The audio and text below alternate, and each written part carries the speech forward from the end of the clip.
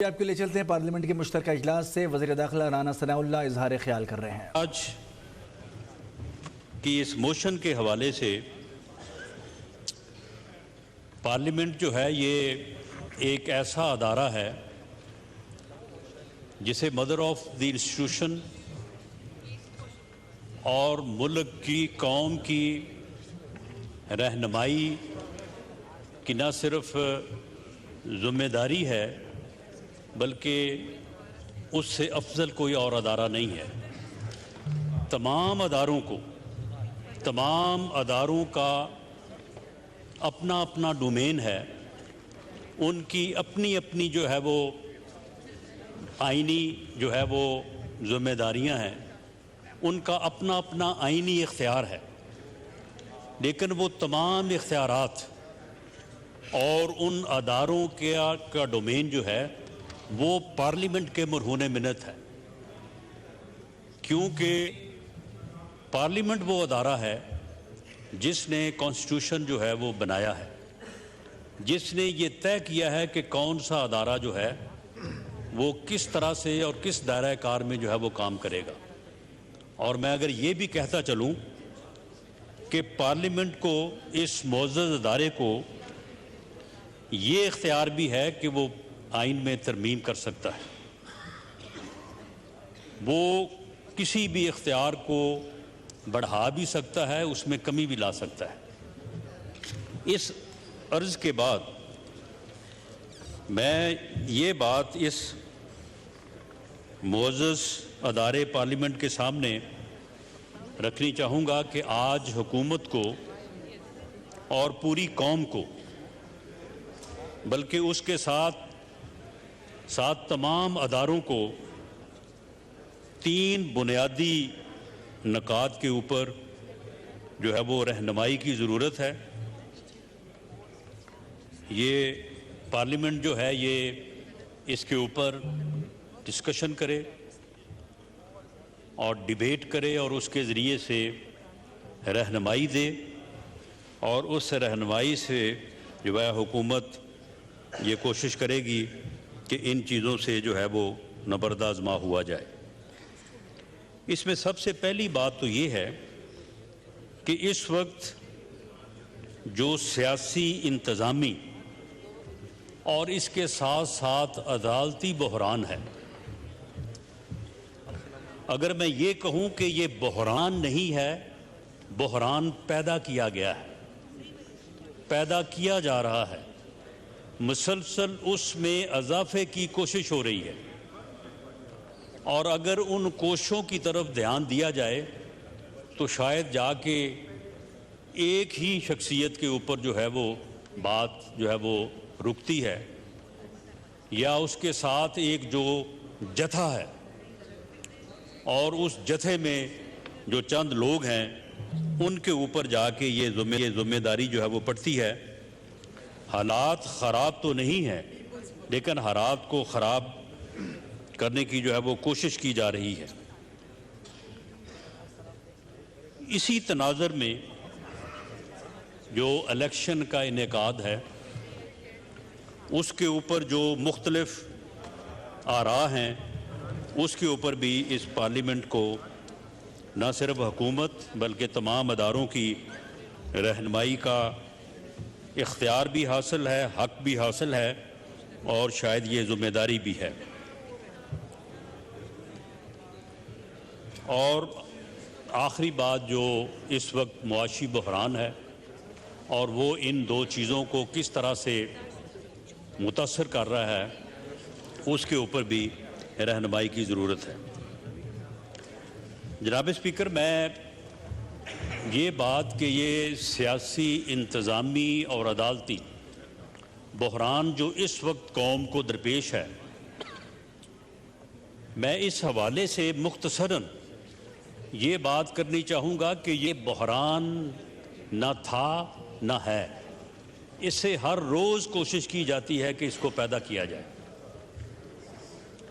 एक जमात और उसका लीडर जिसका नाम इमरान खान रियाजी है, वो पिछले तकरीबन 10 सालों से 2013-14 से उसने ये कोशिशें शुरू की हैं कि मुल्क में जो है वो अफरा तफरी, अनारकी और बहरानी कैफियत जो है वो पैदा की जाए। 126 दिन का जो है वो धरना दिया और उस धरने के दौरान जिस किस्म की तकारीर हुई, जिस तरह से पार्लियामेंट की तज़हीक करने की कोशिशें हुई, वो एक तारीख का हिस्सा है। मैं समझता हूँ कि उसे मुझे दोहराने की ज़रूरत नहीं। उसके बाद मुसलसल 2018 तक कभी लॉन्ग मार्च, कभी एहतजाज, कभी एहतजाजी जलसे। ये आप 2013-14 से 18 तक ये पूरे 5 साल का अरसा आप देख लें। इसमें उस बंदे ने कभी कोई एक हफ्ता भी सुकून से गुजारा हो, कभी एक हफ्ता भी जो है वो उसमें उसने कोई ना कोई अमल जो है वो इस मकसद से ना किया हो कि अफरा तफरी होनी चाहिए, मुल्क में अनारकी होनी चाहिए, तो वो आपको नहीं मिलेगा। 2018 में कुछ कुव्वतों ने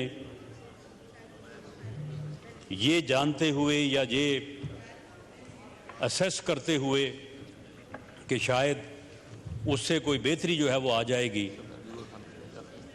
और ख़ास तौर पे इस्टेब्लिशमेंट ने, उस वक्त की इस्टेब्लिशमेंट ने जो है वो इलेक्शंस को रिग किया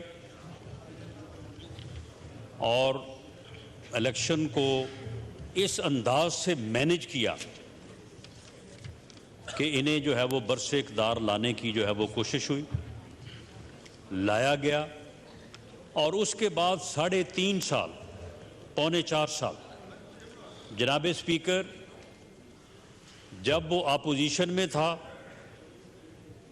तो हुकूमत के ख़िलाफ़, जब वो हुकूमत में आया तो फिर वही मुहिम, वही एहतजाज उसने अपोजिशन के ख़िलाफ़ शुरू कर दिया। अपोजिशन के इन बेंचों से उस वक्त के लीडर ऑफ द अपोजिशन मियां शहबाज शरीफ ने, ये इसी सीट पे बैठे थे, इनको कहा कि जनाब मुल्क की इकॉनमी की सूरत हाल जो है वो सही नहीं है, हम चाहते हैं कि मुल्क को मुआशी बहरान में जाने से रोका जाए और मुल्क को जो है वो बेहतरी की तरफ लाया जाए। आए बैठें, चार्टर ऑफ इकॉनमी करें। बिलावल भुट्टो जरदारी साहब ने, जो दूसरी जमात के पार्लिमानी लीडर थे, उन्होंने यहाँ तक कहा कि इमरान खान कदम बढ़ाओ, हम तुम्हारे साथ हैं। उसके जवाब में मौसूफ यहाँ पे उठे और उन्होंने गालियाँ देनी शुरू कर दी। आप लोग तो चोर हैं, आप लोग तो डाकू हैं, आप लोग तो अपने केस जो है वो ख़त्म कराना चाहते हैं, अपनी इंक्वायरीज ख़त्म कराना चाहते हैं। मैं तो आपको छोड़ूंगा नहीं, मैं तो आपको जो है वो यहाँ पे रहने नहीं दूंगा। और उसके बाद पौने 4 साल सियासी इंतकाम और वो हरबे इस्तेमाल किए गए, इस तरह से झूठे केसेस बनाए गए, नैब को इस तरह से इस्तेमाल किया गया। अगर नैब के चेयरमैन ने इस्तेमाल होने से इनकार किया तो उसकी बाकायदा वीडियो लीक हुई। आज बड़े एतराज़ात हो रहे हैं कि जी ये वीडियो लीक कहाँ से हो रही है, ये वीडियो लीक क्यों हो रही हैं। तो पहले आप बताएं कि ये जो चेयरमैन नैब के ख़िलाफ़ वीडियो लीक हुई थी, इसकी आज तक जो है वो इंक्वायरी तो नहीं हुई, लेकिन इसमें कोई शक है कि ये वीडियो लीक जो है ये आपने की थी। आप इस बात से इनकार कर सकते हैं कि तैयबा गुल जो उस वीडियो लीक की विक्टिम थी, उसके साथ आपने प्राइम मिनिस्टर हाउस में बैठ के मीटिंग की। उस मीटिंग में आपके प्रिंसिपल सेक्रेटरी मौजूद थे, उस मीटिंग में एक अस्करी एजेंसी के सरबराह मौजूद थे। आपने वहाँ पे उसको ये इस मामले में जो है वो उससे ये वीडियो नहीं ली। उसके बाद एक ऐसा चैनल जिसका मालिक जो है वो आपका मशीर था, आपने वहाँ से उसको लीक नहीं करवाया। उस खातून को और उसके खामद को 1.5 महीना प्राइम मिनिस्टर हाउस में जो है वो हस्बे बेजा में नहीं रखा, ताकि ये किसी तरह से जो है वो मामला गड़बड़ ना हो जाए। उसके बाद 2 साल तक उन्हें आपके रेंटेड हाउस में बाकायदा नान नुस्खे के खर्चे के साथ नहीं संभाला गया। आज तो आपको वीडियो लीक्स के ऊपर बड़ा आपको जो है वो गुस्सा आता है और बड़ा एतराज़ होता है। तो ये वीडियो लीक जो है ये किसने की थी? और उस वीडियो लीक के ज़रिए से चेयरमैन नैब को आपने जो है वो उसको काबू किया, उसको ब्लैकमेल किया, और ब्लैकमेल करने के बाद अपोजिशन के खिलाफ झूठे मुकदमात बनाए। उन झूठे मुकदमात में अपोजिशन की तमाम लीडरशिप को, मियां नवाज शरीफ से लेके लीडर ऑफ द अपोजिशन मियां शहबाज शरीफ, ख्वाजा आसफ, एहसन इकबाल, शहद खाकान अब्बासी, पीपल्स पार्टी की पूरी लीडरशिप, जरदारी साहब, उनकी बहन मोहतरमा, तो सब के खिलाफ झूठे मुकदमात बनाए और उनको जो है वो गिरफ्तार किया। शहजाद अकबर रोज़ बैठ के जो है वो जिस किस्म की गुफ्तगू करता था कोई बर्दाश्त नहीं कर सकता, लेकिन आपने इस सिलसिले को जो है वो 3.25 साल तक, और इन 3.25 सालों में मुआशी तौर पे मुल्क का बेड़ा गर्क किया। एक ऐसा IMF के साथ मुआहदा किया जिस मुआहदे की वजह से और उस मुआहदे की शराइत को पूरा करते करते जनाब स्पीकर, आज जहाँ पे महंगाई पहुँची है, जहाँ पे डॉलर पहुँचा है और जो मुआशी सूरत हाल है, इसमें मौजूदा हुकूमत का इसके अलावा कोई एक अमल, कोई एक गलती, कोई एक कोताही कोई सामने रख दे कि जी आपने ये गलत किया है, तो हम सजावार हैं, मासवाए इसके कि IMF की शराइत के ऊपर अमल हो रहा है, मासवाए इसके कि IMF के साथ जो कॉन्फिडेंस अरोड हुआ, इन्होंने जाते जाते जो अमल किया, उस वजह से जो है वो IMF कह रहा है कि जी सारी शराइत पहले पूरी करें, उसके बाद जो है वो आपसे मुआहदा करेंगे। तो इस तरह से 5 सालों में जनाब स्पीकर वो मुल्क जो 2017-18 में लोड शेडिंग के ऊपर काबू पा चुका था, दहशत गर्दी के ऊपर काबू पा चुका था, 6.2 के ऊपर उसका ग्रोथ रेट था, वो आगे बढ़ रहा था, तरक्की की मंजिलें तय कर रहा था, उसको इस हाल में जो है वो पहुंचाया इस टोले ने और इस नाम नहाद जो है वो लीडर ने। आप जनाब स्पीकर, ये पिछले 10-11 माह जो हैं, इसमें उन्होंने सियासी बहरान पैदा करने, इंतज़ामी बहरान पैदा करने और हालात को बिगाड़ने, मुल्क में अफरा तफरी और अनारकी फैलाने। जनाब स्पीकर, ये एक फितना है, ये फसाद है, उसको इसके अलावा कोई काम नहीं आता, वो इसी के ऊपर जो है वो काम करता है। इसीलिए हम कहते हैं कि इसका जब तक कौम ने इदराक ना किया, इसकी शनाख्त ना की, तो ये इस कौम और मुल्क को किसी हादसे से दो चार कर देगा। जनाब स्पीकर, दुनिया में मिसालें मौजूद हैं, एक से ज़्यादा मिसालें मौजूद हैं। हिटलर भी बड़ी जोशीली तकरीर किया करता था, वो भी बड़ा समा बांधता था, वो भी लोगों के जहनों पे बड़ा असर करता था। उस वक्त भी वहाँ के भी वाइज लोगों ने कहा कि अगर कौम ने इसका इदराक ना किया, ये मुल्क और कौम को किसी हादसे से दो चार कर देगा। वाकई उस कौम ने उसका इदराक और शनाख्त ना की, तो फिर आप देख लें कि उन्होंने वो खुद किस अंजाम से दो चार हुआ। और उसने कौम को और मुल्क को किस अंजाम से दो चार किया। 50 साल उनको ग़ुलामी में जो है वो गुजारने पड़े और उसके बाद जाके जो है वो आज़ादी से जो है वो बहरामंद हुए। अगर जर्मन कौम की ज़िंदगी में वो नाम नहाद लीडर ना आया होता तो शायद वो कौम जो है वो आज दुनिया को लीड कर रही होती। वो इतनी ज़बरदस्त, बहादुर और जो है वो कौम है कि वो शायद दुनिया को लीड कर रही होती। लेकिन एक गलती जो है वो इतना जो है वो नुकसान में गई। तो जनाब स्पीकर, ये आप देख लें 11 माह से अमेरिकन साइफर, उसका प्रोपेगेंडा, ये जी साजिश हो गई है, ये हुकूमत जो है ये इम्पोर्टेड है। और भाई उन्हीं वोटों से, उन्हीं 176 वोटों से जो तुमने लिए थे, अपोजिशन और गवर्नमेंट, जनाब स्पीकर ये एक कोई कैलकुलेशन करके देख ले, 155 वोट कौमी असम्बली में पीटीआई के थे और इतने ही vote PMLN plus People's Party plus JUI और 3 मेंबर आज़ाद अपोजिशन के थे।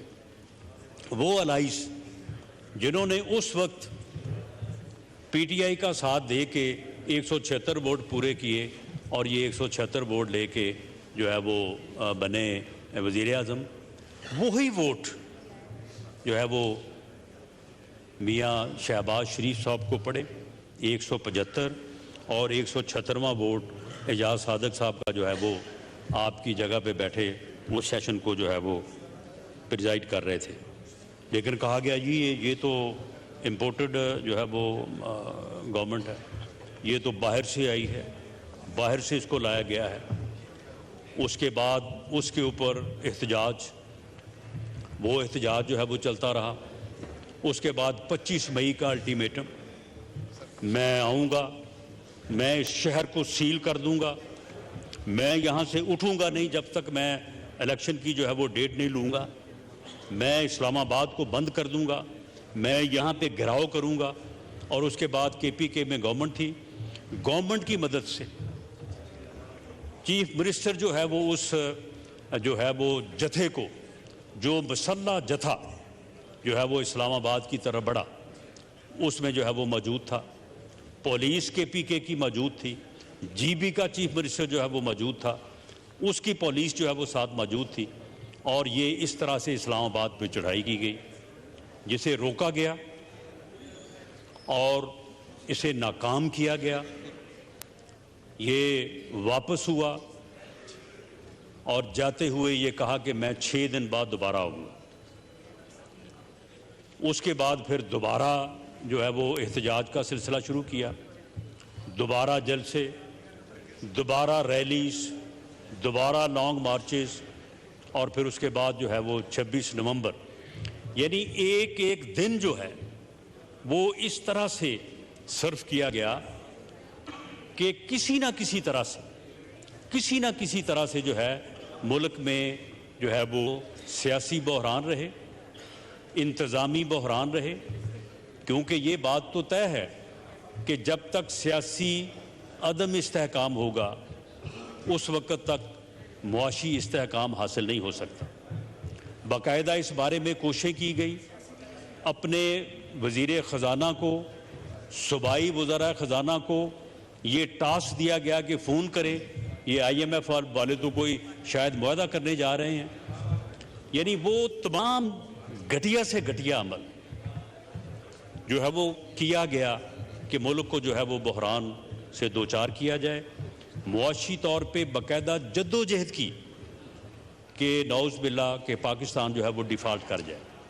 बाकायदा इस बारे में स्टेप्स उठाए गए, बाकायदा इस बारे में कोशिशें की गई। और फिर 26 नवंबर को जो है वो ये कहा गया कि अब मैं इंसानों का समुंदर लेके आऊँगा, पूरी कौम मेरे साथ है। पूरी कौम जो है वो उठ के खड़ी हो गई है। अब पूरी कौम जो है वो आएगी यहाँ पे। बड़ी तकारीर की, कहा मुझे यहाँ इस्लामाबाद में छुपने के लिए जगह नहीं मिलेगी। मैंने भी जवाबन कहा कि तुम्हें इस्लामाबाद पर जब चढ़ाई करोगे तुम्हें भागने के लिए जगह नहीं मिलेगी। लॉन्ग मार्च शुरू किया। नवंबर में एक अहम तैनाती को सबूताज करने और एक अदारे को मुतनाज़ा बनाने के लिए उस लॉन्ग मार्च की तारीखों में आगे पीछे किया गया।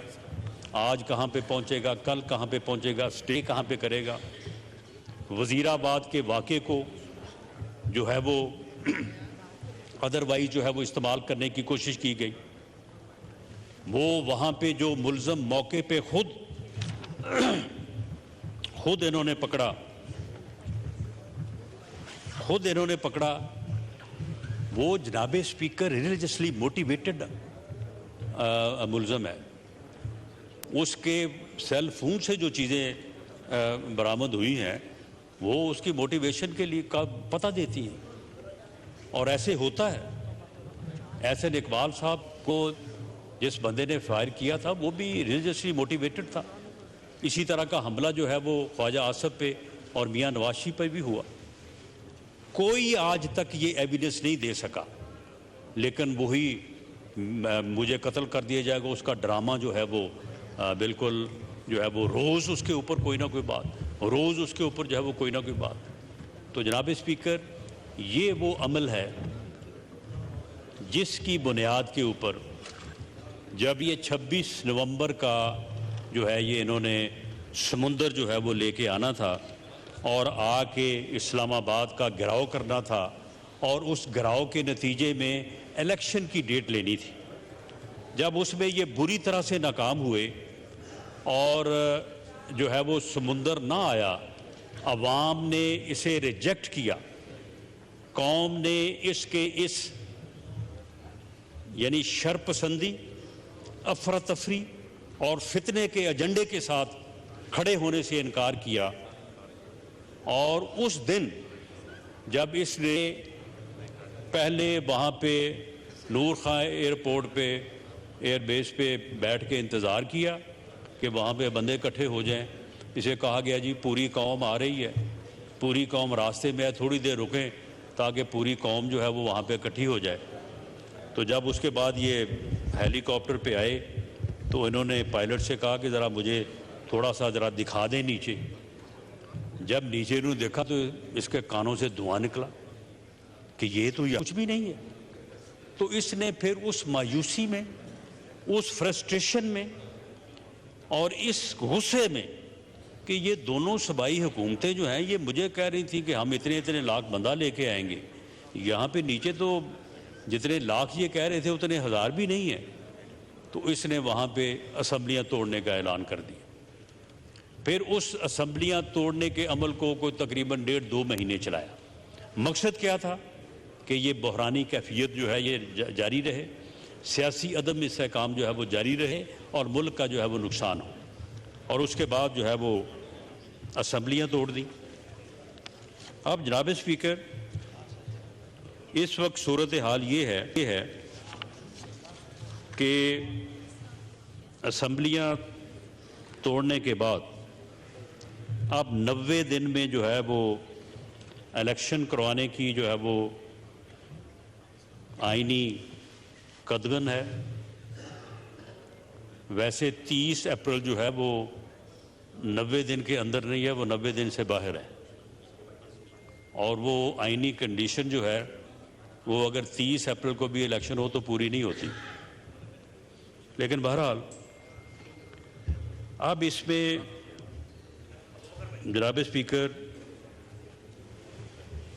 ये जो इंतज़ामी और सियासी अफरा तफरी फैलाने की कोशिश हो रही है, इसमें भी पार्लियामेंट की गाइडेंस, रहनुमाई की ज़रूरत है।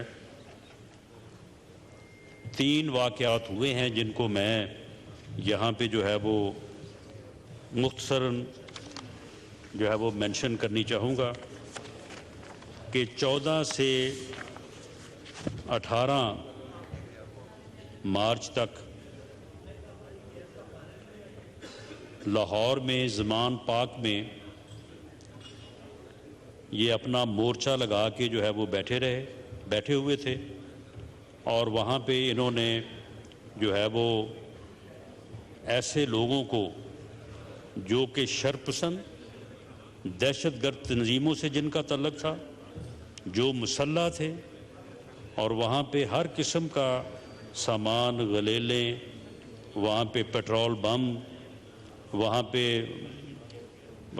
थैलियाँ, बोरियाँ जो है वो पत्थरों की, ये हर चीज़ जो है वहाँ पे जमा थी।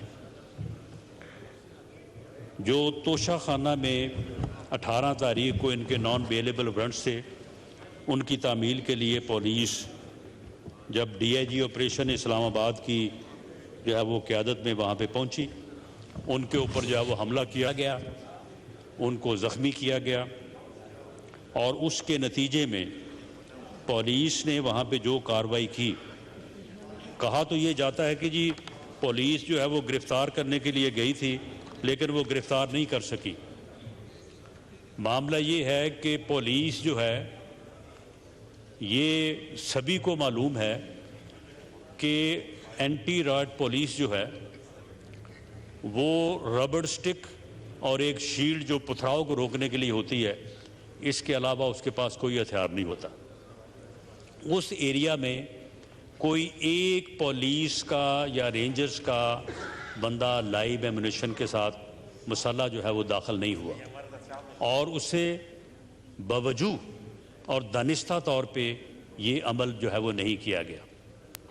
मकसद सिर्फ ये था कि उस इलाके को क्लियर किया जाए और जो नो गो एरिया वहाँ पे कायम किया हुआ है उसको जो है वो ख़त्म किया जाए।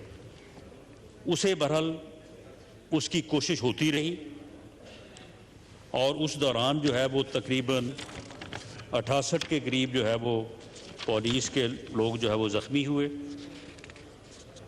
लेकिन उस दौरान दूसरी तरफ से तो फायरिंग, गुलेल के साथ जो है वो पत्थर और दूसरी जो है वो पथराव, ये सारा कुछ होता रहा, और पुलिस के लोग जो है वो ज़ख्मी होते रहे, लेकिन पुलिस की तरफ से नॉट ए सिंगल फायर।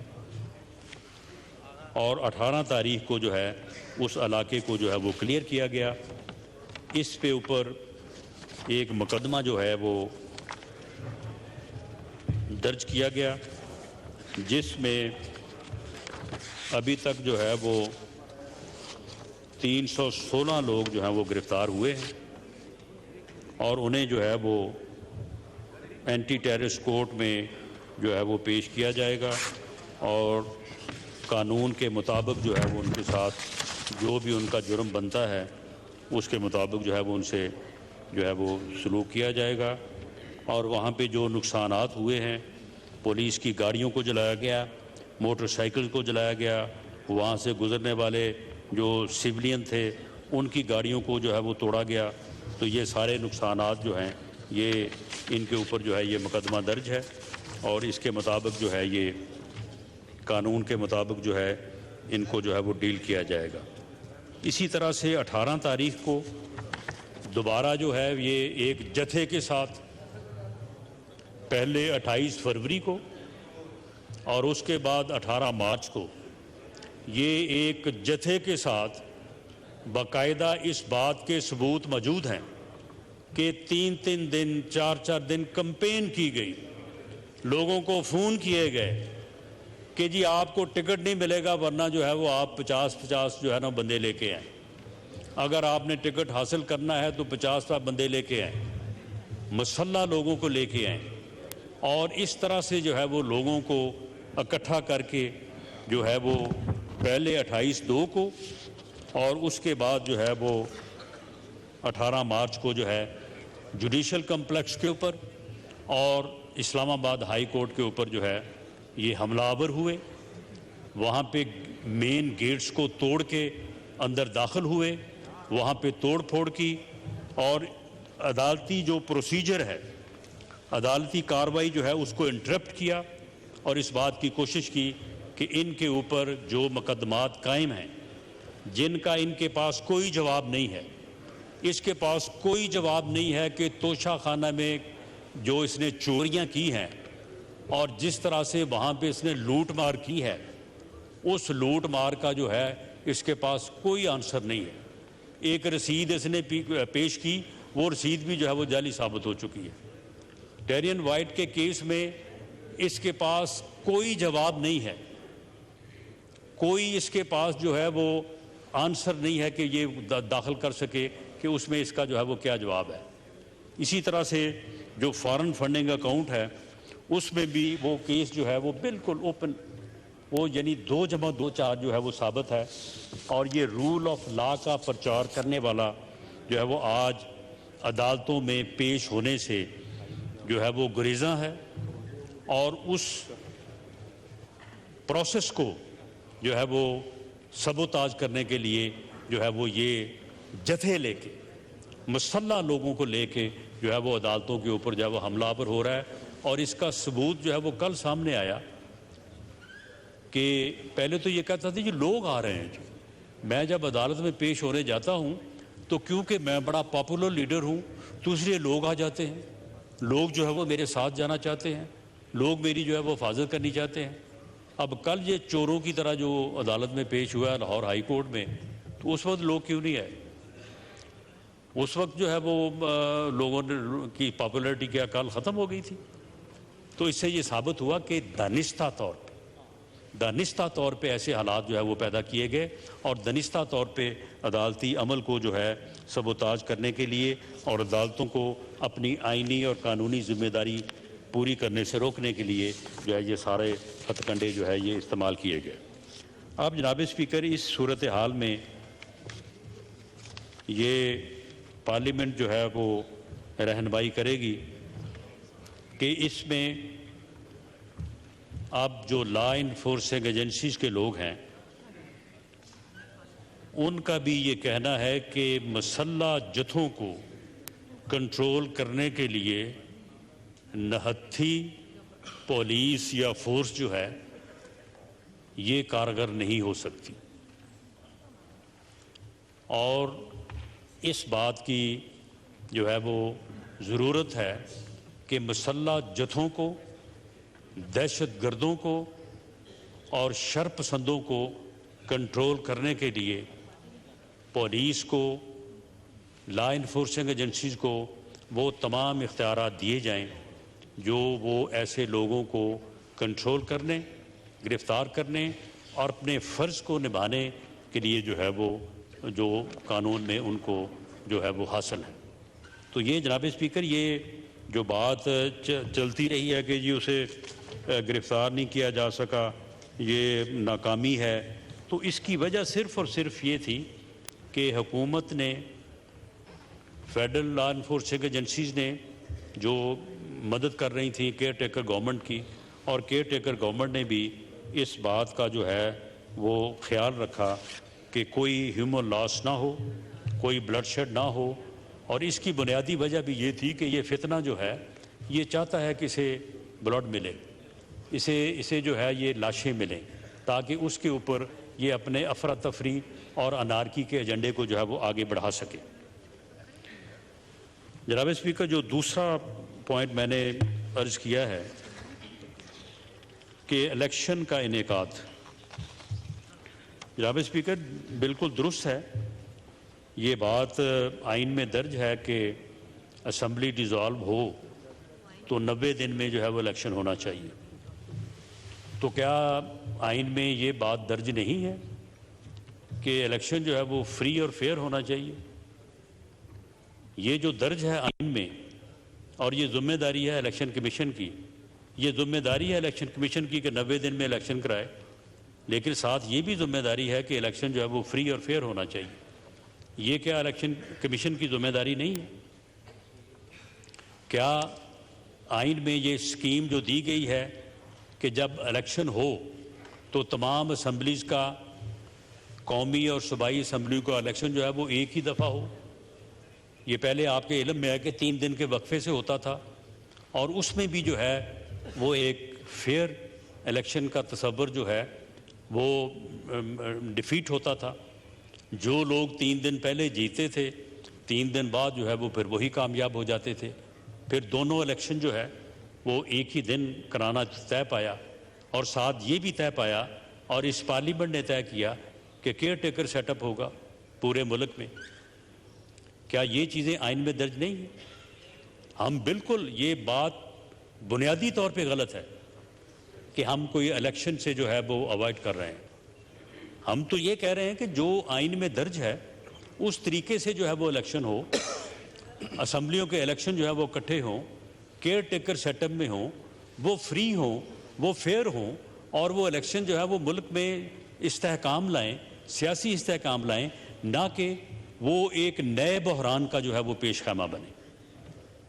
अगर केयर टेकर सेटअप जो है वो मुल्क में नहीं होता तो इसके लिए ये बड़ा आसान होगा कि जी फेडरल गवर्नमेंट थी, दूसरी गवर्नमेंट्स थी सूबों में, तो लिहाजा इलेक्शन जो है ये तो फेयर नहीं हुआ, मुझे हराया गया हो, मैं हारा तो नहीं हूँ। और अगर वहाँ पे पंजाब में इलेक्शन होने के बाद कोई जमात जो है वो जनाब स्पीकर हुकूमत फॉर्म कर लेती है, तो क्या 60% या एग्जैक्ट फिगर जो है वो 56-57 बनती है कि कौमी असम्बली की सीटें जो है वो पंजाब की हैं, मोर देन 50%। तो क्या फिर जो पार्टी पंजाब में अपनी हुकूमत बनाएगी और जनरल इलेक्शन में वहाँ पे वो बरसरे इक़्तिदार होगी, केयर टेकर सेटअप नहीं होगा, जिस तरह से अब वफाक सूबा सिंध और बलूचिस्तान में नहीं होगा, तो क्या फिर दूसरी जमातों के लिए लेवल प्लेइंग फील्ड वहाँ पे होगी? क्या फिर पंजाब जो है वो वफाकी हुकूमत के लिए डिक्टेट नहीं करेगा? क्या उस हुकूमत की या उस पार्टी की, भले वो हम हों या कोई और हो, क्या उसे जो है वो एज हासिल नहीं होगा? क्या इस तरह से for all times to come आइन का वो बुनियादी तकाजा कि इलेक्शन फ्री और फेयर हो और केयर टेकर सेटअप में हो, वो जो है वो ख़त्म नहीं हो जाएगा? और फिर हर दफ़ा पंजाब और दूसरा सूबा KPK के इलेक्शन 6-7 माह पहले हो जाया करेंगे और उसके बाद जनरल इलेक्शन जो है वो एक खेल तमाशा होके रह जाया करेगा? क्या ये दूसरे सूबों के साथ या दूसरे सूबों में जो सियासी जमातें या पंजाब में जो सियासी जमातें जो मौजूद हैं और जो इलेक्शन फ्री और फेयर लड़ना चाहती हैं, क्या उनके साथ ये नाइंसाफ़ी नहीं होगी? आज हमारे मोअज़्ज़ज़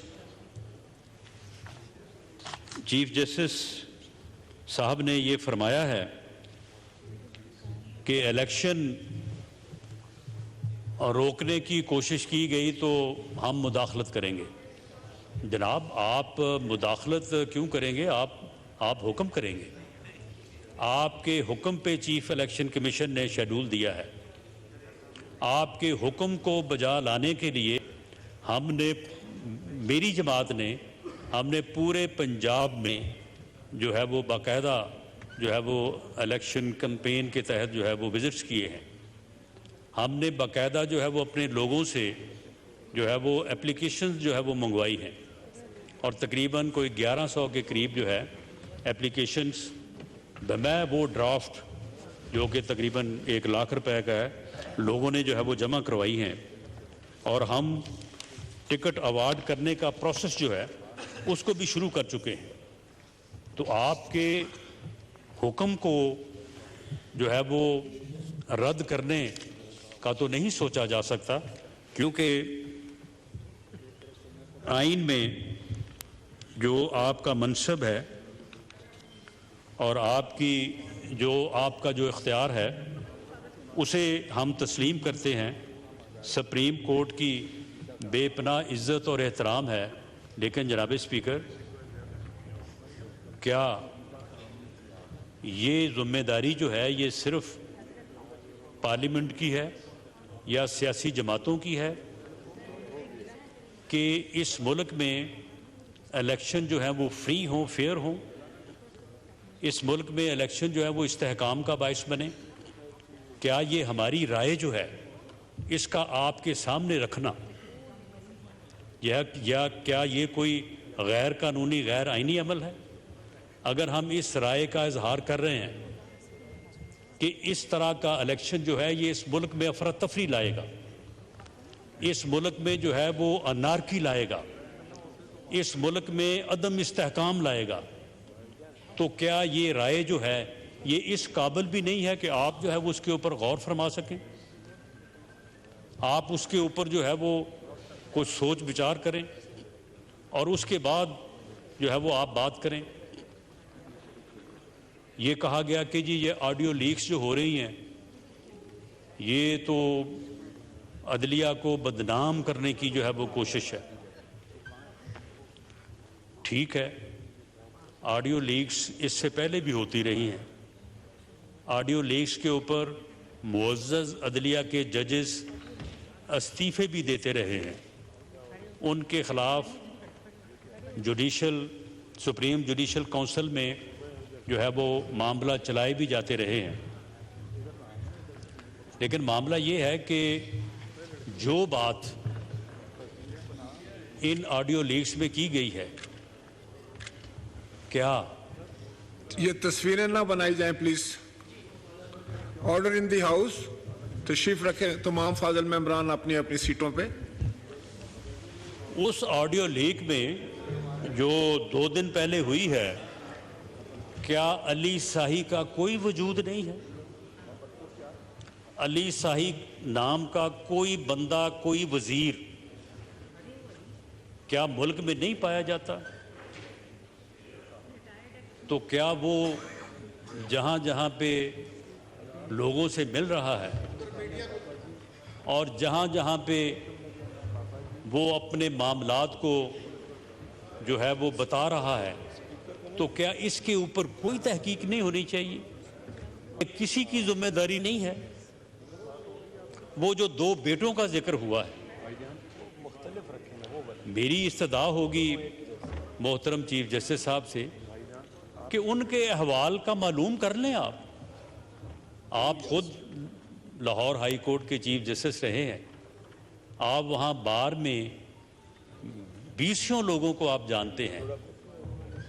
आप उनमें से 10, 15, 20, 50 लोगों को बुला लें। अगर 50 में से एक बंदा भी ये कहे कि जी ये बात गलत है, उन बेटों की कोई कहानी ऐसी नहीं, तो फिर हमें बुला के सजा दें। लेकिन अगर उन बेटों की कहानियां जो हैं वो ज़बाने ज़दे आम हैं, अली शाही के किस्से जो हैं वो ज़बाने ज़दे।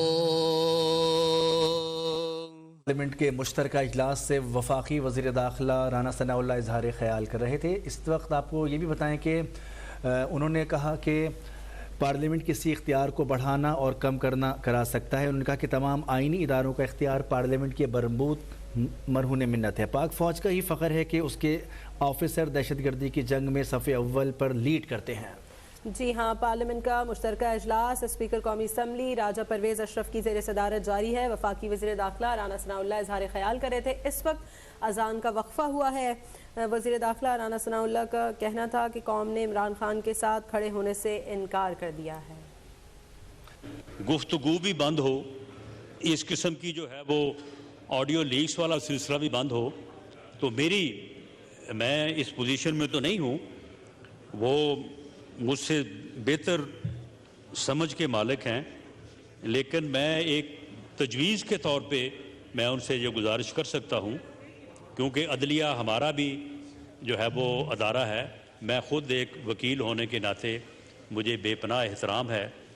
तो आप बार काउंसिल की जो रेफरेंस है उसे सुबह शुरू करें और विद इन 1 वीक आप उसको डिसाइड कर दें और सारी चीज़ें जो हैं वो सामने आ जाएंगी।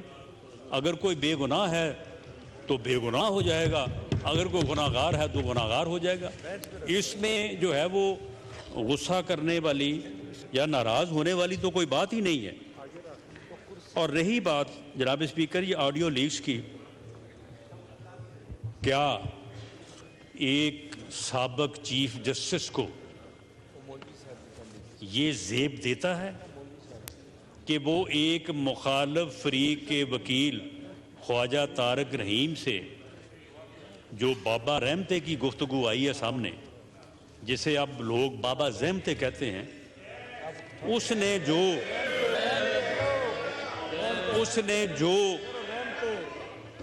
जो लफ्ज़ इस्तेमाल किया है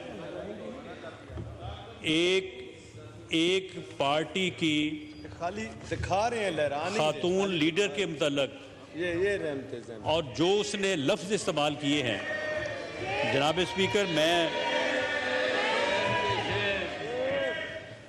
स्पीकर मैं उन लफ्ज़ों को जो है वो दोहरा नहीं सकता।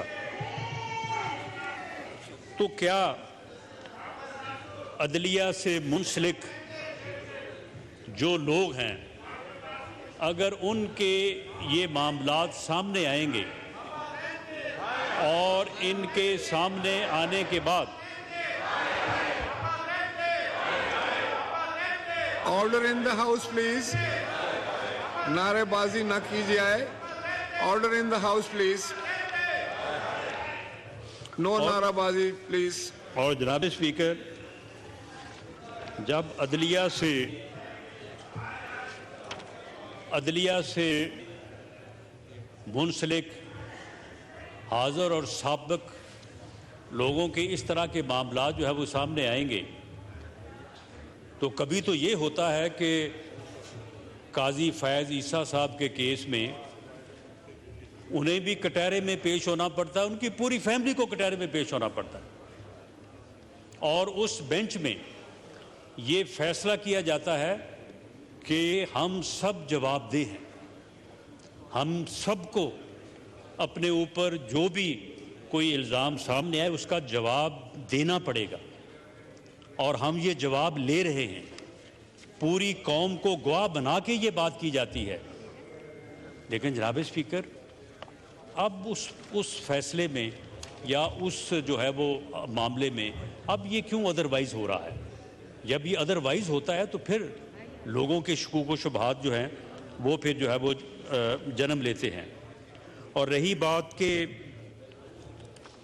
90 दिन जो है वो आइन में दर्ज है, तो मैंने एक तो ये अर्ज़ किया कि 30 अप्रैल भी 90 दिन से वैसे बाहर है, लेकिन क्या इससे पहले कभी इलेक्शन जो है वो 90 दिन से या 60 दिन की कदगन से बाहर नहीं गए?